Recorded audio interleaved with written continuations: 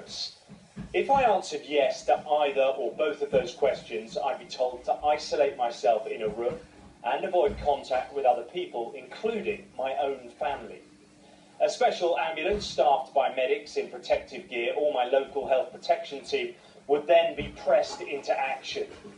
Whilst in isolation, either in my home or perhaps a hospital, staff wearing protective clothing would take blood and urine samples. These would be triple packed in secure receptacles and transported probably by road to Pordendown Laboratory near Salisbury. It is the front line in Britain's fight against Ebola.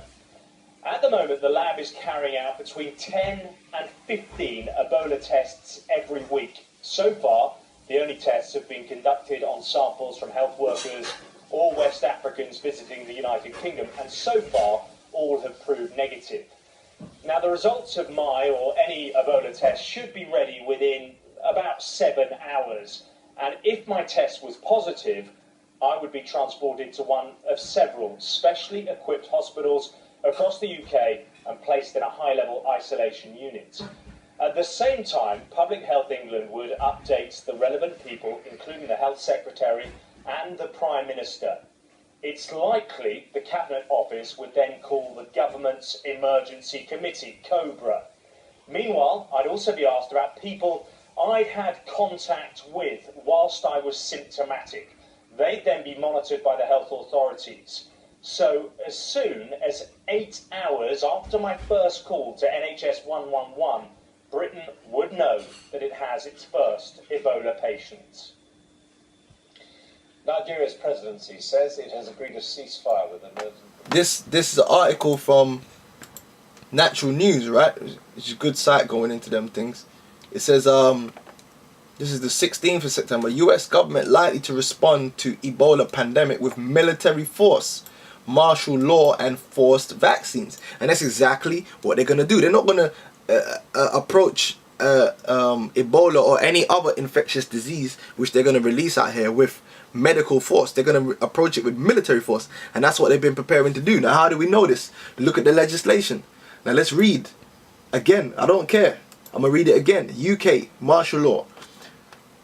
When the draft Civil Contingencies Bill was published in 2003, it created a furore among civil liberties groups and members of Parliament. One committee member, former Tory whip Lord Lucas of Crodwell, raised the prospect that once a state of emergency is declared, which can be anything, a terrorist attack, a biological attack, or both, the declaration of war, so forth, the government can effectively tear up the rest of the constitution, the so-called British constitution, same thing for America, and any bits of this bill they do not like, and create a republic. Miss Chakrabarti, spokeswoman for Liberty, agreed that the most colourful scenario could see a Secretary of State with absolute legislative power theoretically mounting a threat to the whole UK constitution. Justified as a modernisation of the existing 1920 Emergency Powers Act, which, by the way, that Emergency Powers Act goes back to Rome. Okay, the Emergency Wars Powers Act goes back to Rome, and that's what Julius Caesar used to seize power and become a dictator in Rome. Okay, the bill proposed to give the police power to run the internet, so you already know, but that's where it's heading. Utilities include the phones, transport, local government, and the postal service. If the new measures were introduced, the government will be able to prohibit any assembly. So you try and protest. Let's say you know that Ebola was released by the government. You try and protest, that you're going to be labelled a terrorist under the EU terrorist laws because you're basically a dissenter. Because they're going to tell you not to assemble. So let's say you're hungry and you want to assemble together to protest that, you're going to be deemed terrorist, dissidents. You're going to be put to death, okay, or carted away to a concentration camp. All right, this ain't going to be no fucking joke. This is real talk.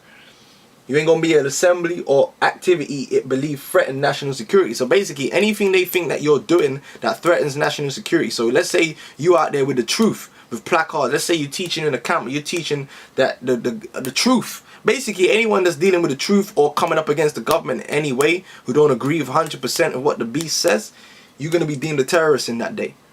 You are going to be, you don't want to take the vaccine, you're going to be deemed a terrorist. You don't want to take the chip, you are going to be deemed a terrorist. You're acting against the interest of national security. Alright? The laws would allow ministers to declare a state of emergency by consulting Her Majesty the bitch, but not Parliament. The draft civil continuance bill also allows police to enforce emergency cordons. Okay, emergency cordons. That's what they're doing down there in they're testing out over there in Liberia and testing it out over there in them different in Guinea and them countries. All right, in major British cities in the event of a terrorist attack. Now, because you remember they got to put that terrorist attack in there because the main reason why they were meant to have in these modernizations was due to 9/11. But let's move on. The new laws would allow police to stop the spread of infection. Now, hold on. You see there? Why do they have anything to do with infection in there? Because they already planned this. To stop the spread of infection by throwing health cordons. What's that? Another way of basically saying martial law. Cordon and control. Around areas hit by biological or chemical attacks, according to the Sunday Times newspaper. So if they say, oh, Ebola, a guy's been infected with Ebola in a certain area like Hackney, they're going to lock down Hackney. And no one ain't going to be able to go in or out. Just like they did in that fucking job center in Germany, I believe. They locked it down. Alright? And if you try and leave that area, you're going to be considered a threat. And you're going to be put down. You're going to be put to death. Alright? It said, and there's so many films they show you that in Resident Evil. Basically any film with any form of infection, whether it's a zombie infection, any infection, the crazies, all of that. They show you in there that if you try and break that cordon, you will be put to death. And the soldiers are going to be scared of you, like you are a zombie. Because if you touch them or you bite them, you're endangering them. So they're going to put you to death before you get any closer. There was another film, Blindness. They did the same thing. Okay, they're showing you in these films. They show you that in that clip in 28 Weeks Later, when they had the snipers on the roof and you had people who weren't infected trying to run away from the infected, and in the end they gave the order. In fact, let me see if I can show that clip. In the end, the guy gave the order, and then the guy was like, what, can you repeat that, sir? And they're like, fire on all targets, meaning they didn't care who was infected and who weren't infected. And they showed you that in the movie Doom with The Rock. When The Rock said, basically The Rock, Dwayne Johnson's character basically said, look man, we can't afford this infection to get to Earth. And then he sent that white boy to go kill everyone. And he came back and said, no, but them people are not infected. And The Rock said, fuck that. We kill them all and let God sort them out. And that's what, when it gets out of hand, the white man is going to do that. And he knows that a lot of you people, you're going to be doing that. You're going to be with them doing that because you're going to be scared. You ain't going to want to be infected, so you ain't going to have no problem with them killing a whole group of people. Because you're going to be scared. Alright, let me see if I can get that up. Because I was watching it earlier, man. There's so many clips I could put up, but I don't want to get copyrighted, so, you know. But yeah, that's the one, 28 Weeks Later. Let's get this.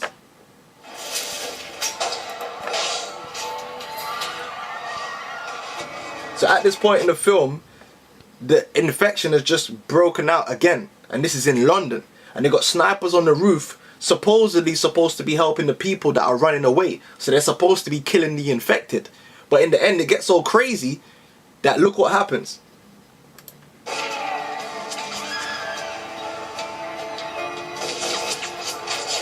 See, the snipers are shooting the infected. Shot.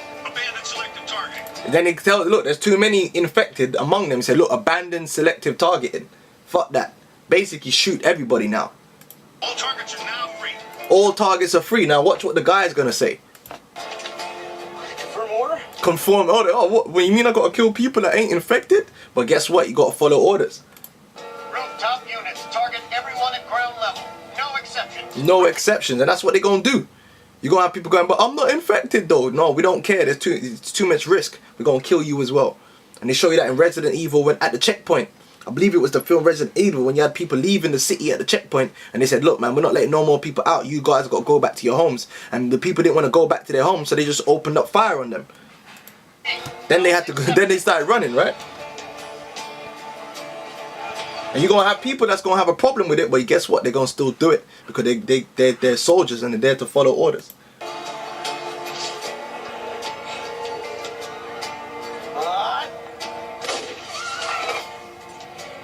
See, now he's just shooting anyone, man.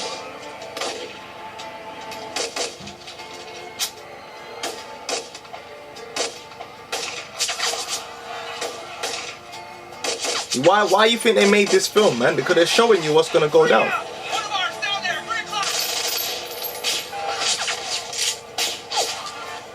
And guess what?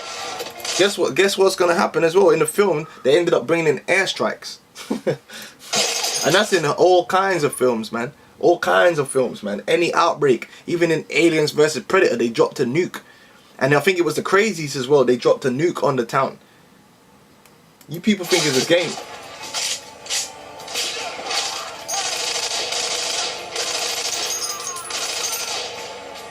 Take him down.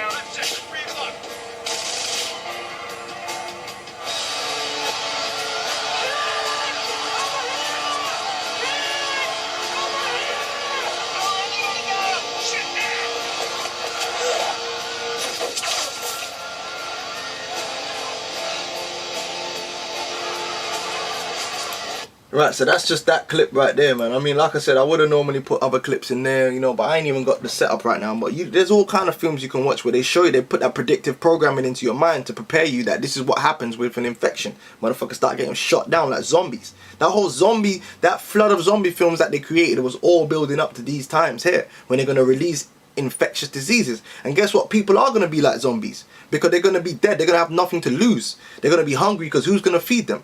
When you have an deadly infectious disease, you're going to be outcasted. Ain't no one going to be coming to help you or feed you. So you're going to get hungry and you're going to have to go looking for food. And people ain't going to want to have you in their house. They ain't going to want to have you near them. So you're going to have to break in the house. You're going to have to be like a madman.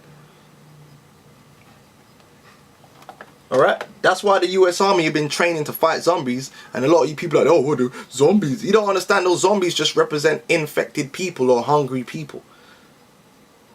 People on the fringe of society, man. People with nothing to lose.